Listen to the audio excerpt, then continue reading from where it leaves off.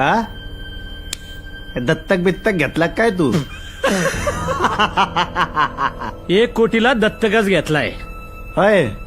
मुळशीच्या litigation मध्ये हात घालायचा नाही. अहो मामा, तिकडं आमच्या परवानगी शिवाय आम्ही मुळशीत आंबा पिकू देत नाही. मित्तलला जमीन विकू देऊ का? तालुक्याचा 7/12 तुमच्या आई बाबाच्या नावावर आहे का? अयो, आता आई बापावर गेला पार. मग कुणाच्या आई बापाच्या नावावर आहे तेवढं सांगा, म्हणजे 7/12 रिकामा करून घेतो आम्ही. आजकाल